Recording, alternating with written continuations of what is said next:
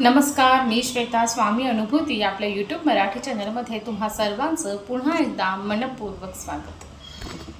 बऱ्याच वेळेला लहान मुलांसाठी, लहान बाळांसाठी आई-वडिलांच्या तोंडून आपण ऐकत असतो की याला नजर लागली आहे किंवा वाईट दोष किंवा वाईट नजरदोष झालेला आहे, दृष्ट लागलेली आहे. खूप साऱ्या गोष्टी आपल्या कानावर पडत असतात. आता ही नजर लागते आणि ही नजर लागल्यानंतर ही कशी काढायची, तर याच्यासाठी सगळ्यात महत्त्वाचा उपाय म्हणजे खडेमीठ. आपल्या घरामध्ये, सगळ्यांच्या घरामध्ये किचनमध्ये खडेमीठ असतं, बरोबर. मोहरी असतात, बरोबर. याचा वापर करून आपण ही नजरदोष काढू शकतो. पण ही नजरदोष काढताना आपल्याला काही गोष्टी महत्त्वाच्या माहिती असाव्या लागतात. तर नजरदोष काढण्यासाठी प्रथम आपण जर स्वतःची नजरदोष काढत असू तर आपल्याला काय करायचं आहे, तुमच्या तुमच्या तुमच्या उजव्या हातामध्ये तुम्हाला खडेमीठ आणि मोहरी घ्यायची आहे. खडेमीठ सगळ्यांकडे असतं, ती खडेमीठ आणि मोहरी उजव्या हातात घ्यायची आहे.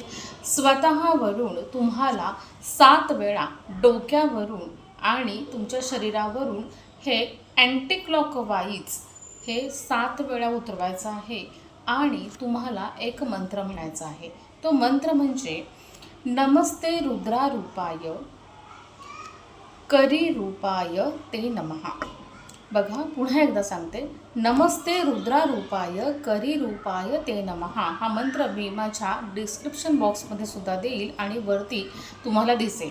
तर हा मंत्र तुम्हाला म्हणायचा आहे आणि माझ्या शरीराला, माझ्या मनाला, माझ्या अस्तित्वाला जी काही नजर लागलेली आहे, जी काही कुणाची वाईट नजर असेल ती दूर हो आणि माझं हे चैतन्यरूपी शरीर हे स्वच्छ हो, इतकीच प्रार्थना तुम्हाला मनामध्ये करायची आहे.